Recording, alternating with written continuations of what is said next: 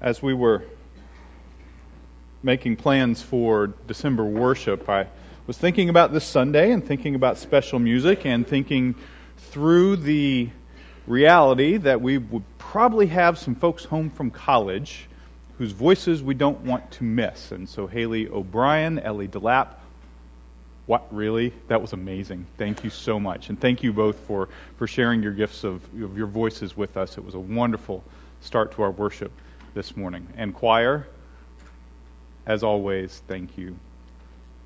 Don Allen, I have as much fun watching you direct as I do listening to the music.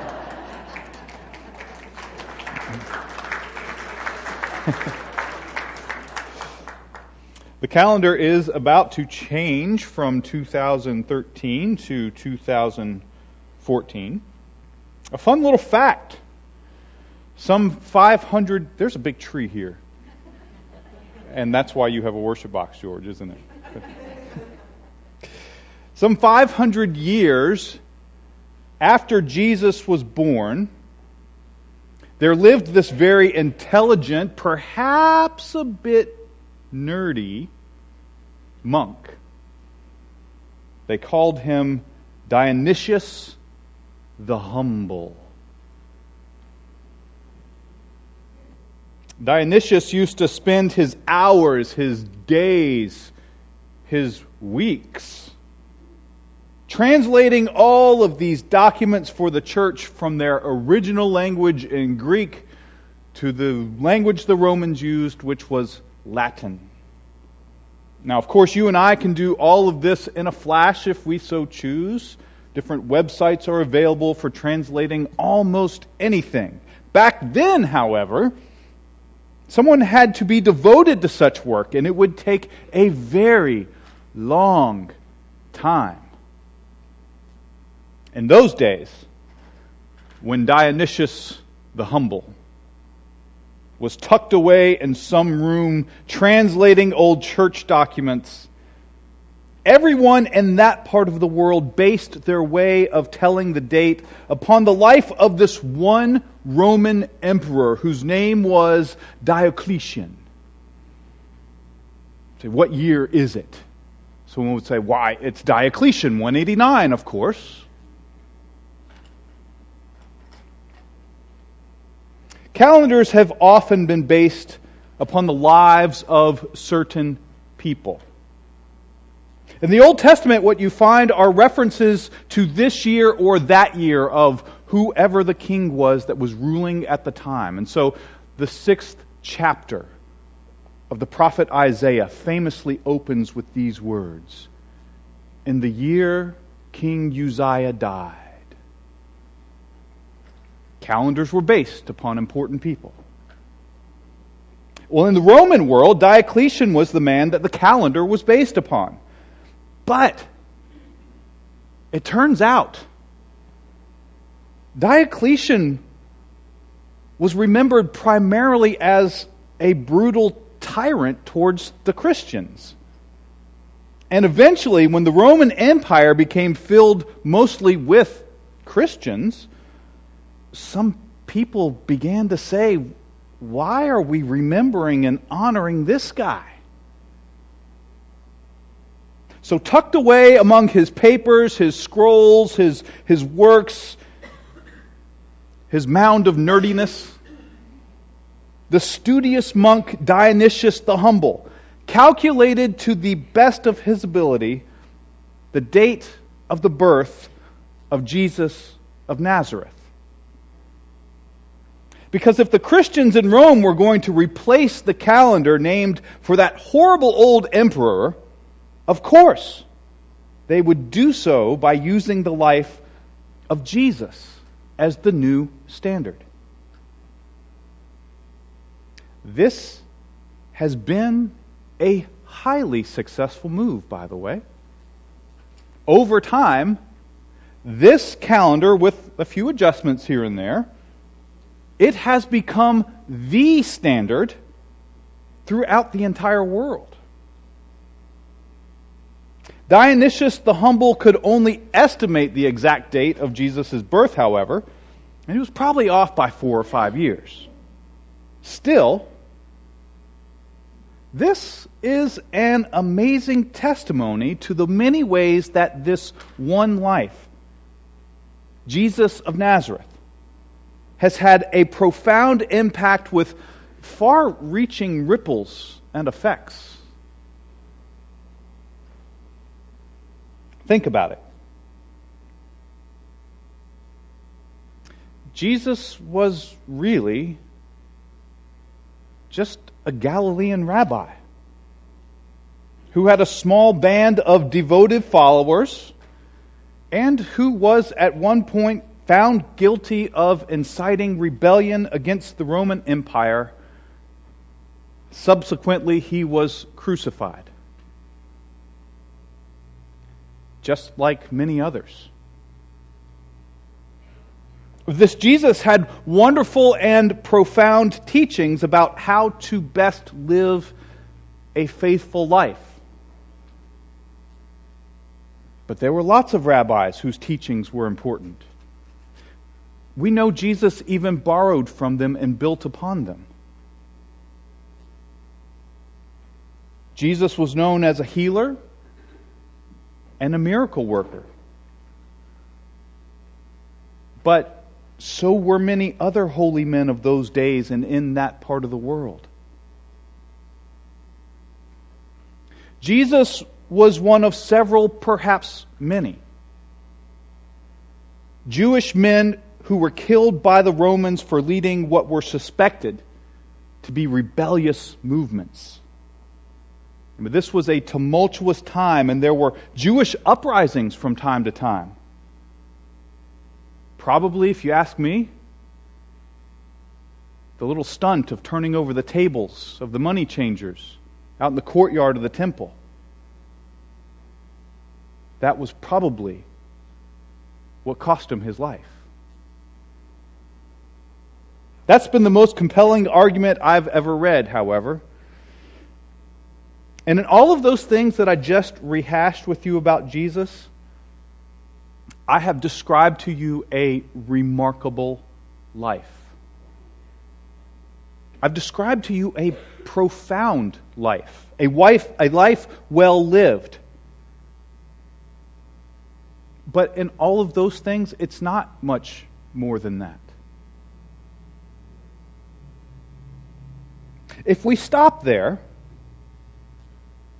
it is easy for us to understand why so many others who do not call themselves Christians, it is easy for us to understand why they have a deep respect for Jesus of Nazareth.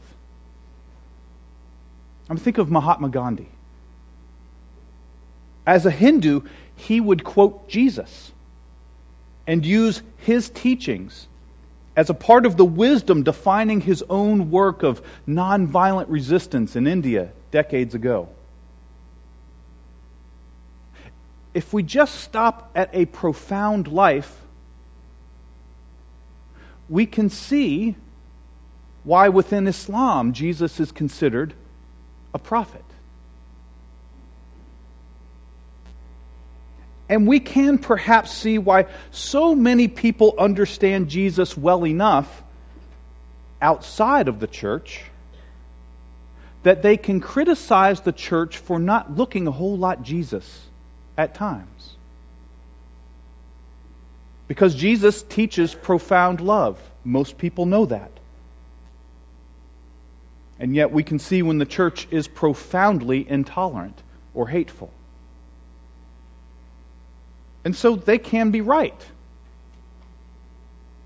People outside of the Christian faith can understand Jesus.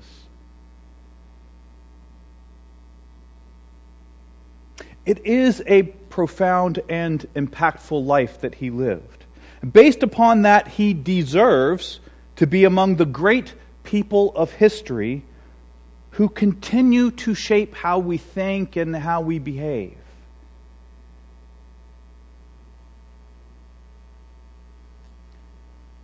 Faith in Jesus, what makes one of us a believer, a follower, someone with faith in Jesus, this is something more. This is something beyond devotion to the great teachings of an important person. What we claim as believers in Jesus is that this human life of His somehow embodies God fully, completely. To look at Jesus for us is to see all that we can know or understand about the God who created the entire universe. What are God's values? We look at Jesus. What is God really all about? We look at Jesus. What does God want or expect of us? We listen to Jesus. And all of this is a big part of why the celebration of Christmas, the birth of Jesus the Christ, that it is so profound, so special, so significant to us. Because if Jesus is somehow the human embodiment of God, the birth of Jesus signals to us that God has chosen. God has chosen to be present among us in a new and an important way. And the word we have for this is incarnation. That God is incarnate among us. God is present in the very human flesh and blood that you and I wake up with every day.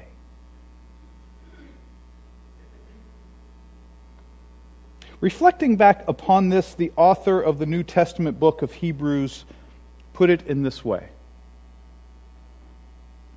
It was fitting that God, for whom and through whom all things exist, and bringing many children to glory, should make the pioneer of their salvation perfect through sufferings. For the one who sanctifies and those who are sanctified all have one Father.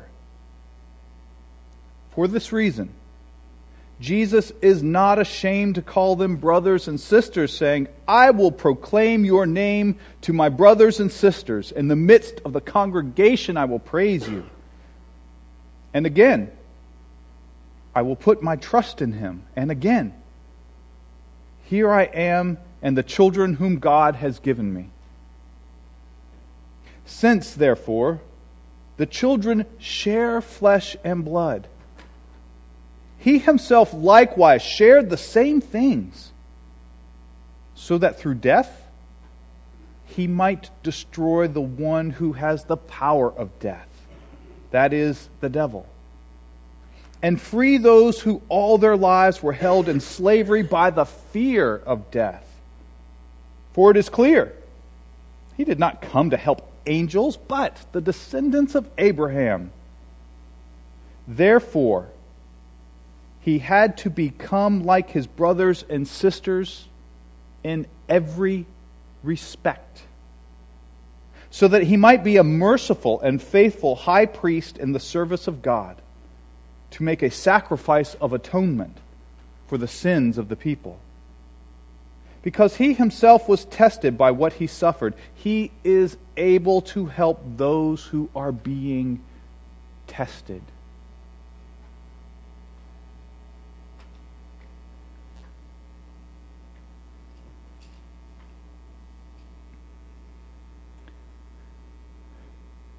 It is such a significant claim that the writer of the Scripture here wants to make very clear. We believe that that God was fully present in this man that we know as Jesus of Nazareth. So he wrote, he had to become like his sisters and brothers in every respect. Hunger,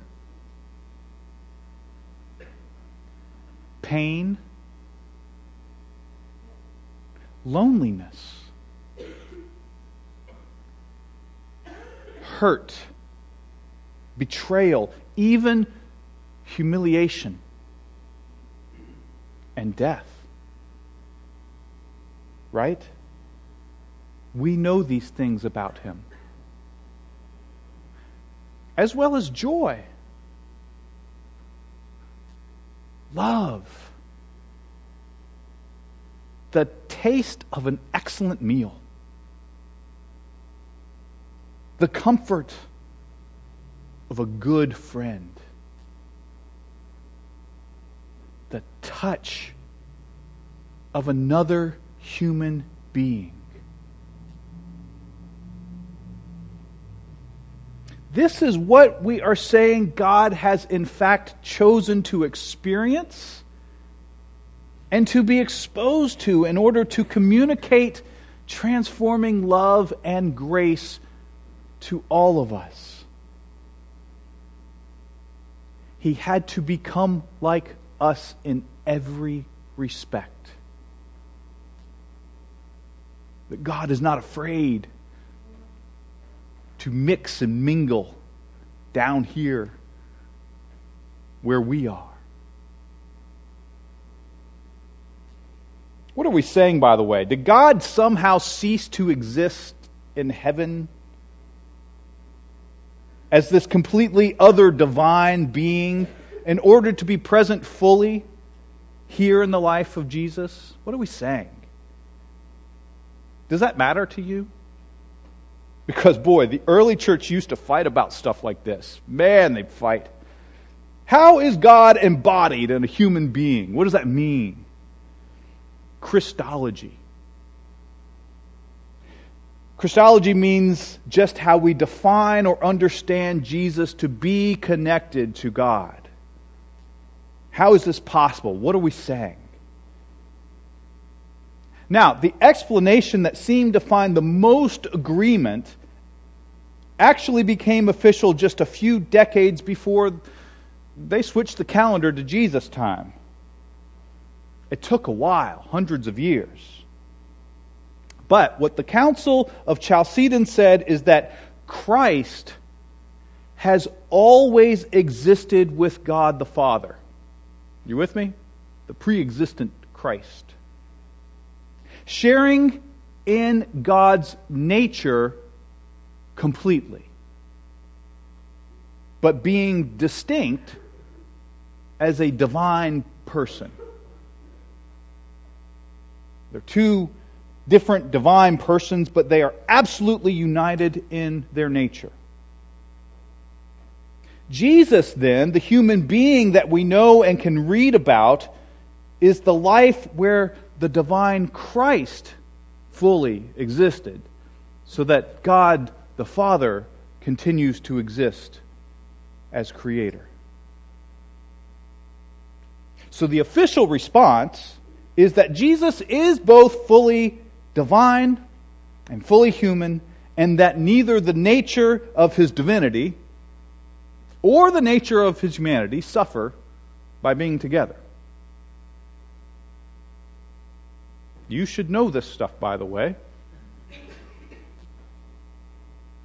It's the kind of basic theology that all of us need to at least be familiar with. People actually want to know what we believe. The official church response has been, Jesus was fully divine, fully human, all at the same time. I used to coach this kid in soccer. Well, I tried to coach him. But it was very hard. Brandon could do anything he wanted with a soccer ball. He was just naturally gifted. He is the kind of pure talent that drives the rest of us completely insane because he's just good. There are families spending thousands of hours, thousands of dollars trying to raise good athletes. And then you've got these unbelievably talented kids who just show up. And then they're better than everybody else. But that's not what made him hard to coach. I mean, as a coach, you give me a few of those kids, I'll be a great coach. Brandon had an attitude. And he had a temper. We would run drills in practice, and Brandon would just go off and sit down. I don't need that stuff, coach. We would run conditioning drills, and he'd just cross his arms. Forget that, coach. I ain't doing it. He would roll his eyes at his teammates who weren't nearly as good as he was. He would stand off by himself when we would huddle together. I was at a total loss with what to do with Brandon. He even got kicked out of a game for pushing a grown man who was referee in the chest for calling a foul on him. I sat him down. I pulled him to the side. I yelled at him. I was nice at him. I pleaded with him. Nothing. He didn't care. One night, no one showed up to pick up Brandon after practice. I mean, we waited and we waited. Two of us coaches and Brandon sitting down on the curb in the parking lot. No one showed up. No one answered the phone. So we put Brandon and his stuff in the car, and the two of us drove him home. I've heard about places like this, by the way. The word we used to use was crack houses. I don't think that's what is popular anymore. We've moved on to meth, heroin. But crack houses is what we used to say, and that's what his family, turns out, was wrapped up in.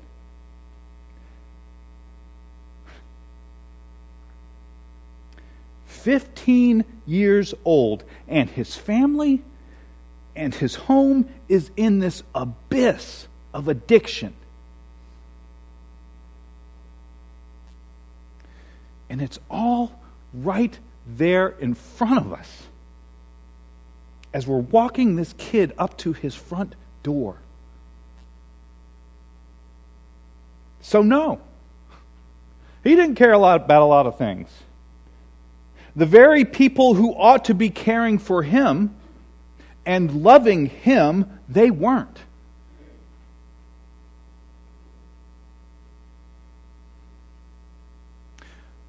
Our relationship was very different after that night.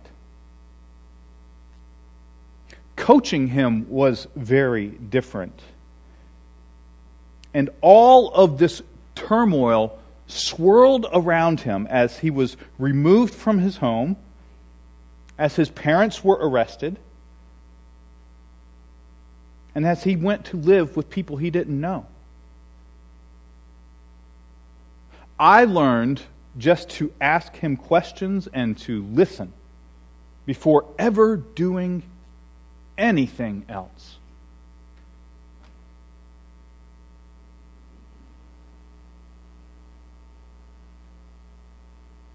Elvis Presley sang this once, and it's true. Walk a mile in my shoes. Can't believe I was born the year he recorded this. Walk a mile in my shoes. Before you abuse, criticize, and accuse, then walk a mile in my shoes. Right? Think about what we are saying about God. We who are Christians and make this claim that God somehow fully resided in the human body of Jesus, we are saying that God has come and walked a mile in our shoes.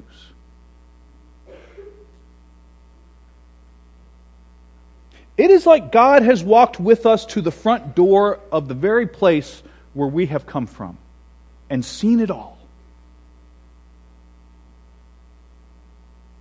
Now, I think that this is a very interesting question to ask. Did God learn something about just what being human is all about? Being human with all of its limits, all of its desires, all of its temptations, and all of its fears. Did God actually end up having a different idea of just what we deal with down here?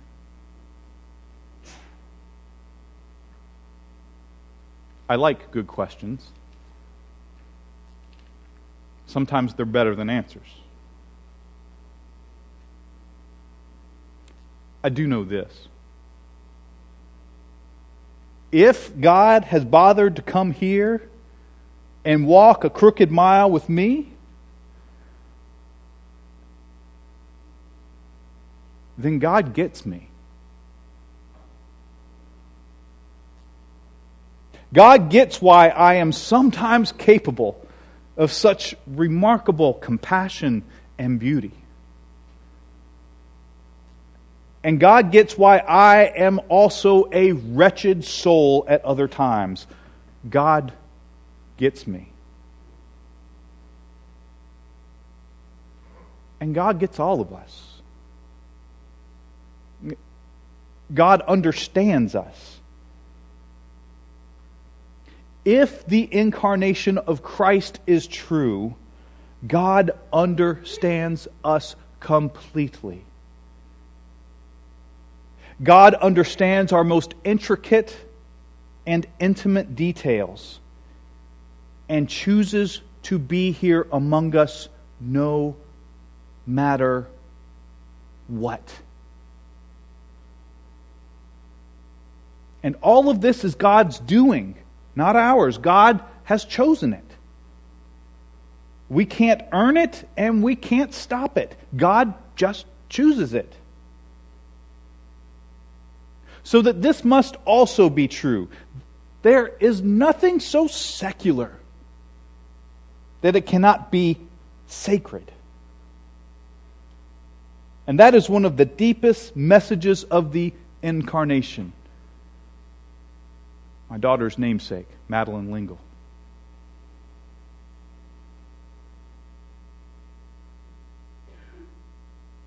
Do you believe any of this incarnation stuff about God among us? Do you? Is it true what we Christians say about God? That God has come here and that God must now completely understand us? Do you believe that? If this wonderful thing is true, my goodness, then may it also be said for each one of us.